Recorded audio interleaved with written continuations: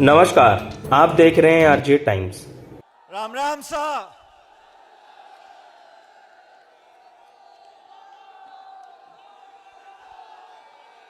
आज इस मारवाड़ की पवित्र धरती पर वीर तेजाजी जी की ऐतिहासिक मिट्टी में पर्वतसर नागौर में आपके बीच में अपने आप को पाकर मैं बहुत गर्वान्वित हूं, प्रफुल्लित हूं। हमारे पर्वतसर के विधायक, नौजवान साथी रामनिवास गावड़िया जी, प्रदेश सरकार में हमारे मंत्री आदरणीय हेमाराम जी, और हेमाराम जी का 2 या 3 दिन के बाद जन्मदिन है 75वां।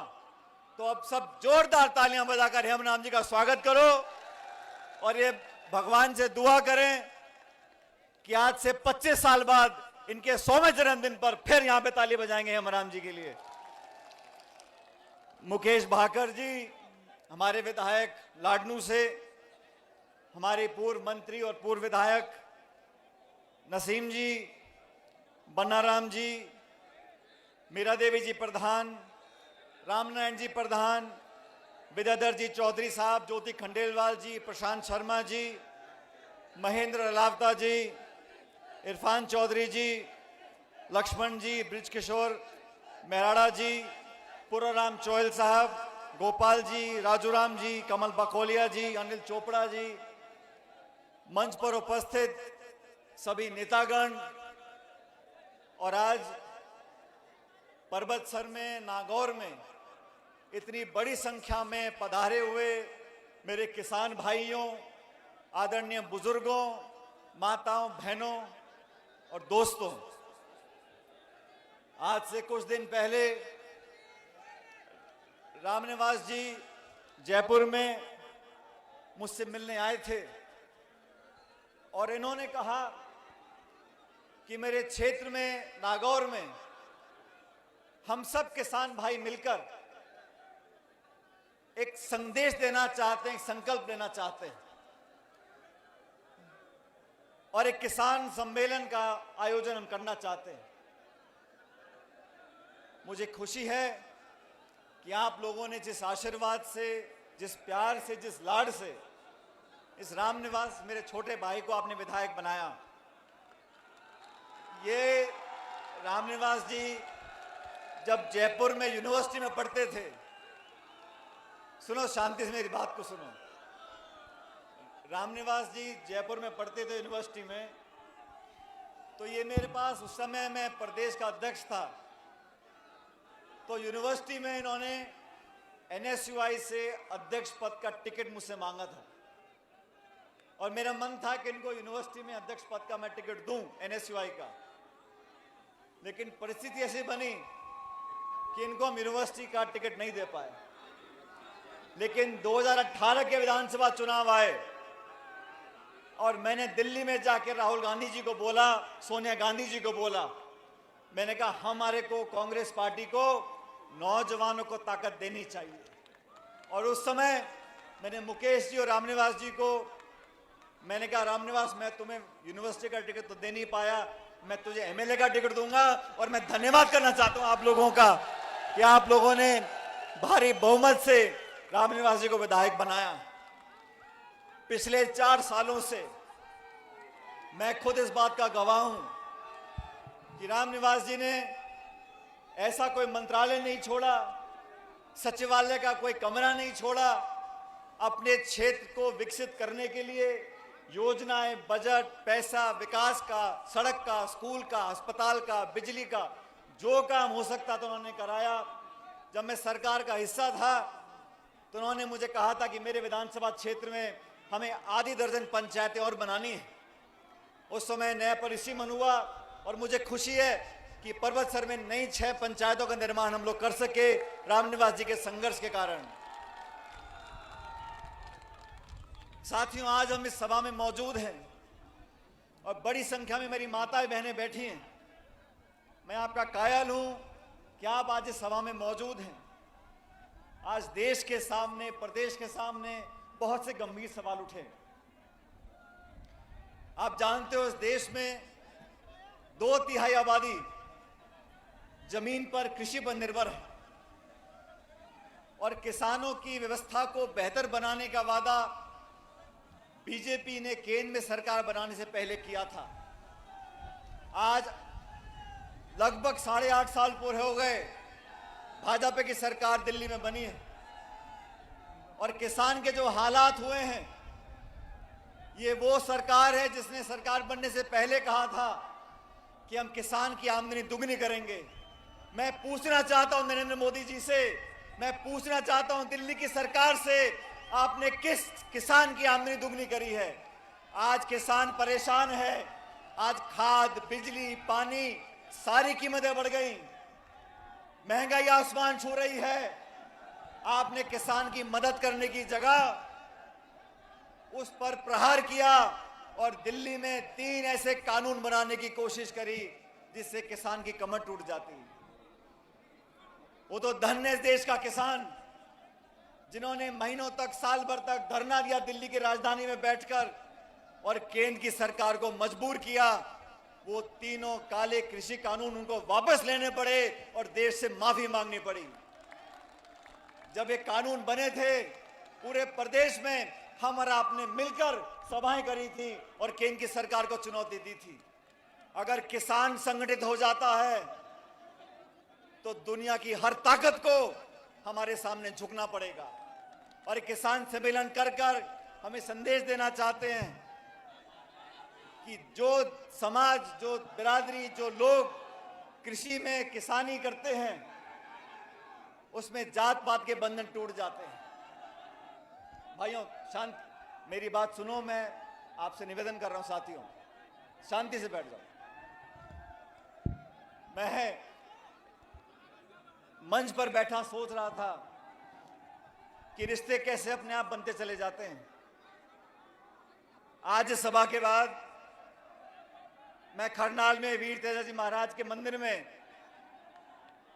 आशीर्वाद लेने के लिए, माथा झुकाने के लिए जा रहा हूं और मैं याद कर रहा था आज से 12 साल पहले जब मैं केंद्र की सरकार में मंत्री था, तब मुझे सौभाग्य प्राप्त हुआ कि मैं तेजाजी के नाम पर एक डाक टिकट जारी करूं। खरनाल के मेले में 2010 की बात है शायद, भारत सरकार के माध्यम से मुझे सौभाग्य प्राप्त हुआ। मुझसे पहले बहुत मंत्री बने होंगे, मेरे बाद बहुत मंत्री बने थे, लेकिन ये तो ऊपर वाले की लीला है कि तेजाजी का जो डाक टिकट था वो मेरे हाथों जारी करने का मौका मुझे मिला।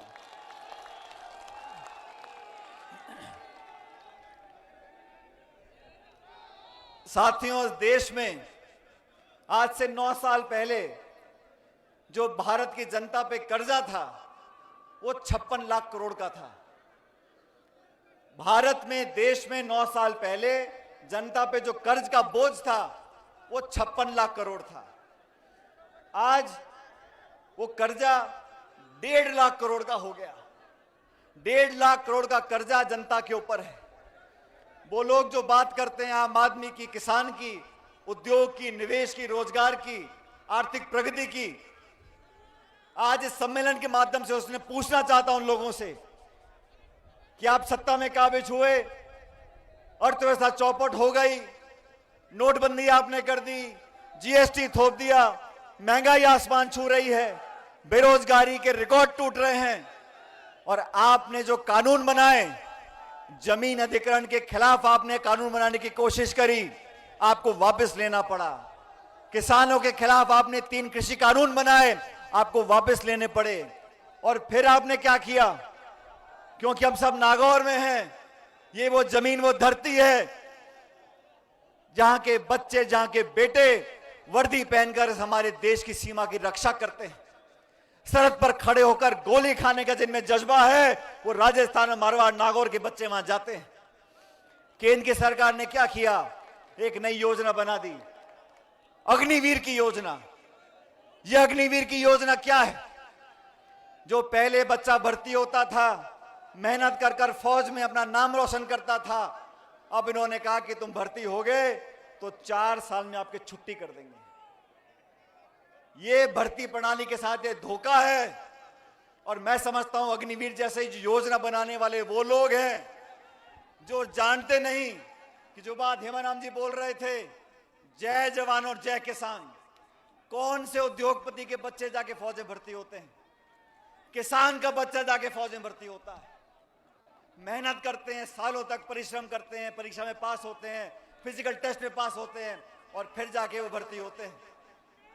तो केंद्र में बैठे लोगों को ना तो जमीनी हालात का पता है और ना लोगों के जज्बात को उनको मालूम है। धर्म के नाम पर, जाति के नाम पर, भाषा के नाम पर, प्रांत के नाम पर लोगों में विभाजन कर कर वोट लेना जानते हैं। लेकिन हम सब लोग अगर संकल्प लेंगे, मुझे पूरा विश्वास है आने वाले समय में आपका संपूर्ण आशीर्वाद हम लोगों को मिलेगा। आज इस देश में जो हालात बन गए, जो लोग पहले अमीर थे वो इतने अमीर बन गए और जो लोग गरीब थे वो और गरीब हो गए। जब मनमोहन सिंह जी की सरकार दिल्ली में थी साथियों, 10 साल के कार्यकाल में 14 करोड़ लोगों को गरीबी रेखा से ऊपर उठाया था। 14 करोड़ लोगों को गरीबी रेखा से ऊपर उठाया था। आज के हालात क्या हैं? देश की 10% लोगों के पास, देश के 10% लोगों के पास इस भारत की 2/3 संपत्ति है। 66% संपत्ति इस पूरे भारतवर्ष की 10% लोगों के हाथों में चली गई। इस देश में हवाई अड्डे, रेलवे लाइन, बिजली कंपनी, बीमा कंपनी, जो बड़े पोर्ट थे, खान थे, उन सबको नीलाम करके चंद लोगों के हाथों में दिया जा रहा है। और सबसे ज्यादा चोट किसको लगती है? हमारे किसान कौम को लगती है।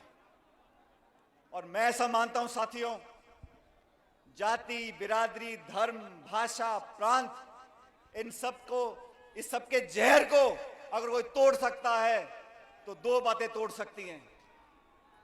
पहली जवानी और दूसरी किसानी। ये देश में, राजस्थान में 70% जनता 35-40 साल से कम है और जवान की कोई जाति नहीं होती। उसको भविष्य की चिंता है, उसमें देशभक्ति के भाव हैं, वो सबको साथ लेकर चलना चाहता है। और किसान जो धरती माँ का पेट फाड़ कर अनाज पैदा करता है, पूरे देश का पेट पालता है, उसी को जाति नहीं है। हम मंडी में जाके खड़े हो जाएं और गेहूं बाजरा हाथ में ले लें, हमको नहीं पता ये गेहूं किसने पैदा किया है, वो किस बिरादरी, किस समाज का, किस जाति का है। जो अनाज पैदा करता है वो किसान है। इसलिए साथियों, इस जहर को खत्म करने के लिए हम लोगों को एकत्रित होना होगा, संगठित होना होगा। नौजवानों का भविष्य इस देश के लिए बहुत महत्वपूर्ण है और नौजवानों के लिए हमने हमेशा संघर्ष किया है। जब मैं प्रदेश कांग्रेस कमेटी का अध्यक्ष था, हमने भाजपा की सरकार को बहुत चुनौती दी। और मैं बीजेपी के साथियों से पूछना चाहता हूं, आप लगातार प्रदेश में मीटिंगें कर रहे हो, आप कहते हो हम जन आक्रोश की मीटिंग कर रहे हैं। अरे आंख खोल के देख लो, जनता यहां बैठी है, तुम अकेले आक्रोश करते रहो। ये सब लोग झूठे सपने दिखाकर, पाखंड कर कर, भावना को भड़काकर, मंदिर के नाम पर, मस्जिद के नाम पर, भगवान के नाम पर वोट लेना जानते हैं। अपने आप को बहुत बड़े राम भक्त बुलाते हैं। मैं उनसे पूछना चाहता हूं, आप इतने राम भक्त इतने बड़े हैं, सबसे ज्यादा राम राम सा तो मैं बोलता हूं। ये सब लोग इस उम्मीद में बैठे हैं कि हम प्रचार करेंगे, बड़ी बड़ी घोषणाएं करेंगे, सपने दिखाएंगे, लेकिन काठ की हांडी बार बार नहीं चढ़ती। आपने लोगों को भ्रमित किया, हिंदू मुसलमान, राम और भगवान और मस्जिद, हिंदुस्तान पाकिस्तान। आप भाजपा के साथियों से पूछो कि भाई गैस का सिलेंडर 1200 रुपए का क्यों बिक रहा है, पेट्रोल डीजल देसी घी से महंगा क्यों हो गया? कहते हिंदुस्तान पाकिस्तान, हिंदू और मुसलमान। आप बोलो भाई, बाजार में कुछ सामान लेने जाओ, खाद, पानी, तेल, घी, चाय पत्ती, सब्जी, लाडू, कुछ भी खरीद लो, महंगाई आसमान छू रही है। मैं पूछना चाहता हूं भाजपा के साथियों को, किसी एक नेता ने आके आज तक बोला है कि हम महंगाई पर काबू लेकर आएंगे? किसी एक नेता ने बोला है कि हम महंगाई कम करेंगे? जब आप विपक्ष में थे तो कहते थे हाय महंगाई डायन मार गई। अब महंगाई नहीं दिखती। पेट्रोल डीजल देसी घी से महंगा कर दिया। गैस का सिलेंडर 1100 रुपए का बिक रहा है।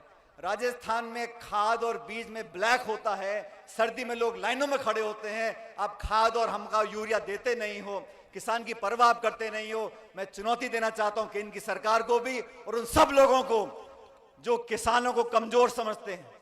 साथियों, भविष्य में आने वाले समय में अगर किसान संगठित हो गया, अगर नौजवान संगठित हो गया, हर वो ताकत जो तोड़ना जानती है, हर वो ताकत जो अफवाह फैलाना जानती है, हर वो ताकत जो सत्ता में झूठ बोलकर काबिज होना चाहती है, उस ताकत को हराने का दम हम लोग रखते हैं। ये संदेश इस किसान सम्मेलन देना चाहते हैं।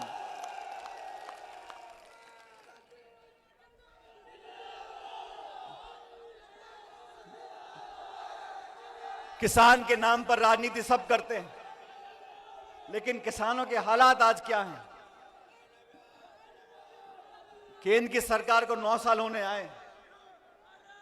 अगर कोई बहुत बड़ा उद्योगपति है, करोड़पति है, उसकी तुलना आप छोटे किसान से करो। जो किसान 2 बीघे में खेती करता है, जो किसान 2-3 बीघे में खेती करता है, उसको अगर एक ट्रैक्टर खरीदना है, उसको अगर एक बोरिंग करवानी है, उसको अगर एक गाय या भैंस खरीदने के लिए 50,000 रुपए का बैंक से कर्जा चाहिए, तो वो भला आदमी बैंक के 10 चक्कर काटेगा। फिर उसको प्रमाण पत्र चाहिए, फिर उसको दस्तखत चाहिए, फिर उसको क्या गिरवी रखोगे, और 15 चक्कर काटने के बाद 50,000 का अगर कर्जा किसान को मिलता है तो बीच में उसको 10,000 रुपए की कमीशन देनी पड़ती है, और फिर जाके उसको कर्जा मिलता है। और कोई बहुत बड़ा खरबपति हो, एक बैंक में फोन कर दे तो बैंक का मैनेजर पैदल भागता हुआ जाके चेक देके आता है उसको। ये व्यवस्था बदलनी पड़ेगी, व्यवस्था बदलनी पड़ेगी। इस देश का किसान जो पूरी भारतवर्ष की जनता का 130 करोड़ लोगों का पेट पालता है, उसको आज भी दर दर भटकना पड़ता है। हमारी माताएं बहनें बैठी हैं, आज 70-75 साल हो गए, आज भी पानी लाने के लिए हमको कई किलोमीटर चलना पड़ता है। आज भी छोटे मोटे काम कराने के लिए हमको माथे रगड़ने पड़ते हैं, नाक रगड़नी पड़ती है। इस व्यवस्था को बदलना है, और व्यवस्था को वही लोग बदल सकते हैं जिनमें संघर्ष करने की शक्ति और ताकत है। जो नौजवान आपके साथ खड़े रहे हैं, हमारा छोटा भाई रामनिवास जी ने मुझे कहा, पायलट साहब मैं किसान सम्मेलन करना चाहता हूं। मैंने कहा कहां पर करोगे? उन्होंने कहा परबतसर में करूंगा। मैंने निवेदन किया, मैंने कहा आप अकेला सम्मेलन कर लोगे? उन्होंने कहा जैसे लोगों ने आप पर विश्वास किया है, आप मुझ पर विश्वास करके देखो। और मैं देख रहा हूं आज इतनी बड़ी संख्या में आप सब यहां मौजूद हो। और देखो, जब समय अच्छा होता है ना, तो सारी चीज अपने आप सही हो जाती है। आज से 2 दिन पहले यह घोषणा करी, मैं टेलीविजन देख रहा था, तो टेलीविजन पर खबर चल रही थी कि 16 तारीख से उत्तर भारत में, पश्चिम भारत में इतनी भयंकर सर्दी होने वाली है, शीतलहर होने वाली है। तो मैंने सोचा, मैंने कहा 15 की रात को बहुत ठंड पड़ी है, 16 को हमारे किसान भाई सुबह सुबह काम कर कर सम्मेलन में कैसे आएंगे। लेकिन मैं सुबह जयपुर में जब मैंने आंख खोली, इतना बढ़िया मौसम, इतना नीला आसमान और सूरज था, तो मैंने कहा ये किसान सम्मेलन अति कामयाब होगा, क्योंकि लोगों की भावनाएं जुड़ी हुई हैं। लोग चाहते हैं कि किसान समृद्ध हो, किसान ताकतवर बने, हमारे बहन बेटियां नौजवान पढ़कर आगे बढ़ सकें। और मैं आज उस बात को दोहराना चाहता हूं जो मैं बचपन से सुनता आया था। मैं जब स्कूल में पढ़ता था तो अक्सर जो शौकीन होते हैं घर के बच्चे, मैं भी पायलट साहब के साथ, मेरे स्वर्गीय पिताजी के साथ सभाओं में जाता था, और सभाओं में अक्सर वो बोला करते थे कि इस देश की व्यवस्था को, अर्थव्यवस्था को बदलना है तो जो लोग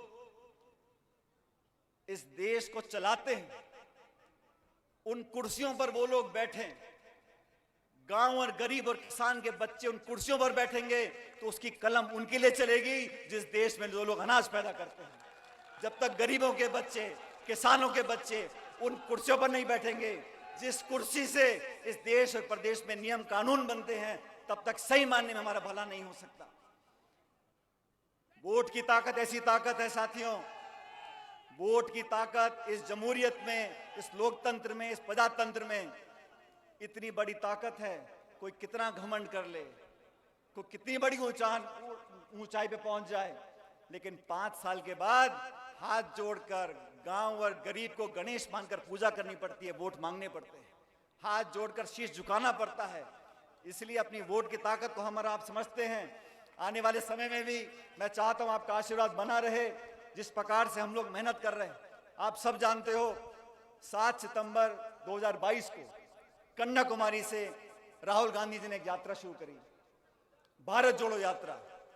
मेरा सौभाग्य था कि मैं कन्याकुमारी में उस दिन था और 7 सितंबर को मेरा जन्मदिन होता है। तो मैंने कहा भाई सोने पे सुहागा है, भारत जोड़ो यात्रा हो रही थी।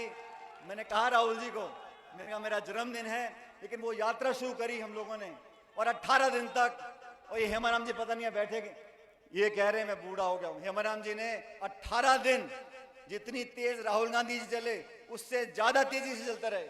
सुबह और शाम दिन के 25 किलोमीटर चले और वो यात्रा निकाली थी। देश में जो माहौल पैदा हुआ है, संवैधानिक संस्थाओं को खोखला करने की जो मुहिम चली है, देश में जो नफरत और टकराव पैदा हुआ है, देश में जो भय का माहौल पैदा हुआ है, उसके खिलाफ आवाज उठाई है और लगातार 3200 किलोमीटर चलकर ये संदेश दिया है कि ना सिर्फ कांग्रेस जन, लेकिन देश का हर नागरिक एकता, प्यार, मोहब्बत, भाईचारा ये फैलाना चाहता है और वो महक और खुशबू पूरे देश में आज फैल रही है। आज उनकी यात्रा राजस्थान से निकल गई। हम सबकी जिम्मेदारी बनती है कि आने वाले समय में 26 तारीख को कांग्रेस पार्टी एक हाथ से हाथ जोड़ो अभियान चालू कर रही है। लोगों को जोड़ना चाहते हैं, ब्लॉक में, पंचायत में, जिला मुख्यालय पर, पूरे प्रदेश में 36 कौम के लोग, चारों धर्म के लोग मिलकर एकजुटता सामने आए और हम सब अगर संगठित रहेंगे, हम आपस में एक दूसरे पर भरोसा करेंगे, तो मुझे पूरा विश्वास है कि सारे हमारे अभियान कामयाब होंगे।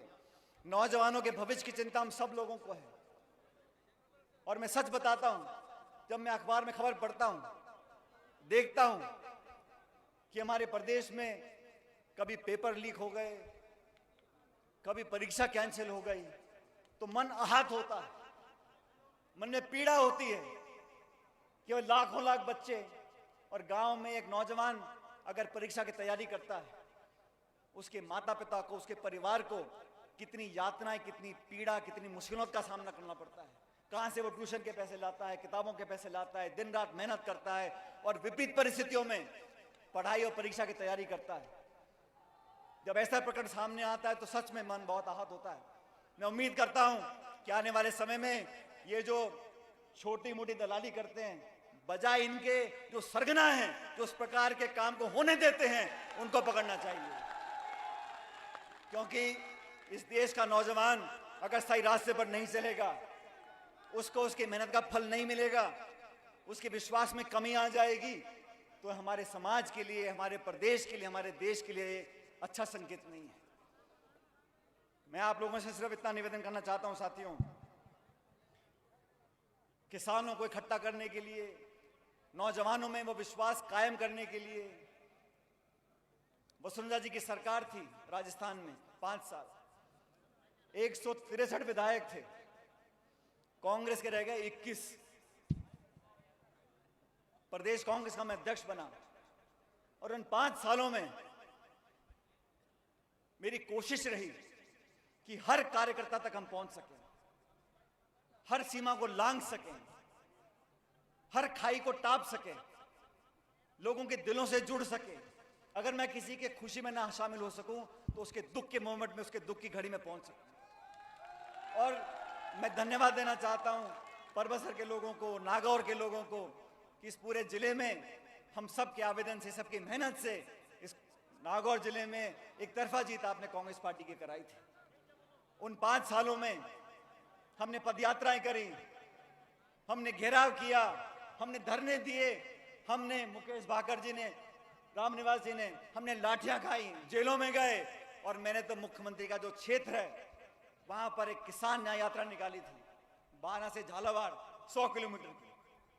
और किसान न्याय यात्रा यूं निकाली थी कि ना तो किसान को मुआवजा मिल पा रहा था, ना किसान की मदद हो पा रही थी।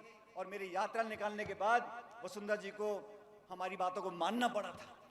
इसलिए आप सबके साथ संघर्ष हमने किया, आपने पूरा आशीर्वाद हम लोगों को दिया। अब 11 महीने के बाद दोबारा चुनाव आ रहे हैं। मैं चाहता हूं कि आप लोगों का जो प्रेम और प्यार और आशीर्वाद है वो पहले की तरह बरकरार रखना। और मैं बार बार बोलता हूं, रामनिवास गावड़िया जी मेरे साथी नहीं है, मेरे छोटे भाई हैं। अगर आपको मुझे ताकत देनी है तो रामनिवास जी को ताकत देनी है। ये नौजवान एक साहसी नौजवान है।